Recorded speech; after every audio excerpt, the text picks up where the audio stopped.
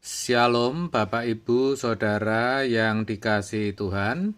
Seri pengajaran hari ini berjudul Penjara Angka. Saudaraku, dalam dunia ini ada konsep pemikiran yang namanya materialisme.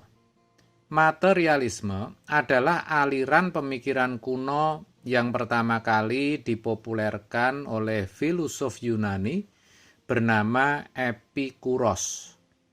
Filosof lain yang turut mempromosikan aliran pemikiran ini adalah Demokritos dan Lucretius Carus. Materialisme berpandangan bahwa yang penting adalah apa yang tampak, bukan apa yang tidak tampak. Apa yang kelihatan, bukan apa yang tidak kelihatan. Materialisme menolak untuk menjadikan apa yang tidak tampak sebagai tujuan dalam hidup. Bagi materialisme, materi atau hal yang memiliki bentuk fisik adalah satu-satunya hal yang eksis, yang real, yang nyata, dan benar-benar ada.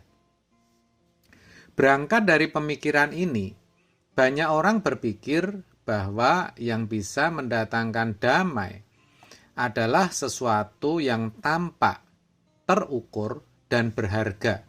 Seperti misalnya uang, jumlah kekayaan, aset, dan jabatan penting. Kalau jumlah uang dan aset semakin bertambah, semakin banyak maksudnya, damai sejahtera akan semakin bertambah. Kehormatan dan keberhargaan orang yang memilikinya juga semakin bertambah. Sebaliknya, kalau jumlah uang dan aset rendah, damai sejahtera sulit dicapai. Orang yang jumlah uang dan asetnya rendah atau sedikit seakan kurang berharga atau kurang terhormat. Nah, akhirnya manusia terpenjara dalam angka. Nilai manusia dan kedamaiannya dipenjarakan oleh angka. Dalam pengertian, jumlah yang dicapai atau jumlah yang dapat dimiliki dari segala sesuatu yang tampak, yaitu materi. Itu yang dijadikan ukuran. Padahal, terkait akan hal itu, Tuhan Yesus mengingatkan. Di dalam Lukas 12 ayat 20, ia berkata demikian. Tetapi firman Allah kepadanya, "Hai engkau orang bodoh, pada malam ini juga jiwamu akan diambil daripadamu. Dan apa yang telah kau sediakan, untuk siapakah itu nanti?"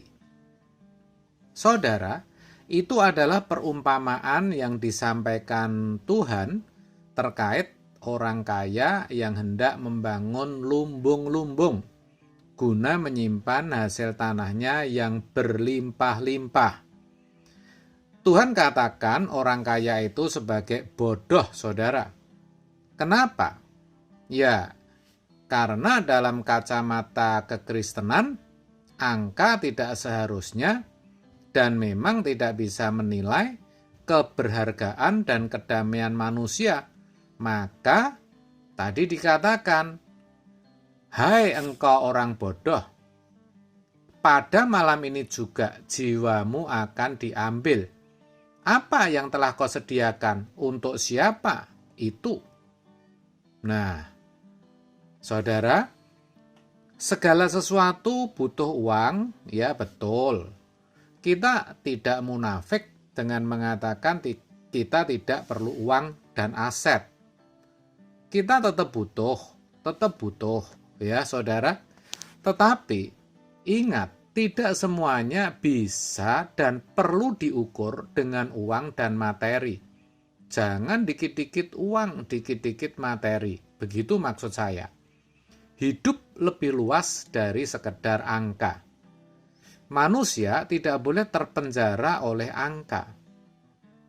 Damai sejahtera yang kita miliki berakar atau berasal, maksud saya, dari keintiman kita dalam Tuhan dan sesama. Jadi, ketika kita menjadi berkat untuk orang lain dan hidup menyenangkan Tuhan, itulah yang akan mendatangkan kedamaian. Rasa cukup yang timbul karena kita mensyukuri semua pemberian Tuhan, itulah yang akan menjadikan kita tenang.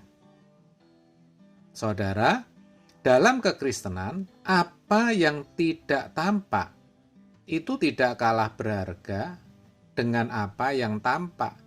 Dan malahan sebenarnya firman Tuhan mengatakan bahwa yang tidak tampaklah yang memiliki nilai kekal dan tidak terukur nilainya. Itulah sebabnya Tuhan mengajak kita untuk memikirkan apa yang tidak tampak.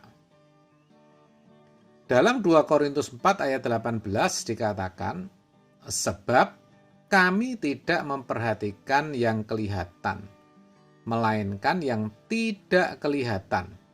Karena yang kelihatan adalah sementara, sedangkan yang tak kelihatan adalah kekal.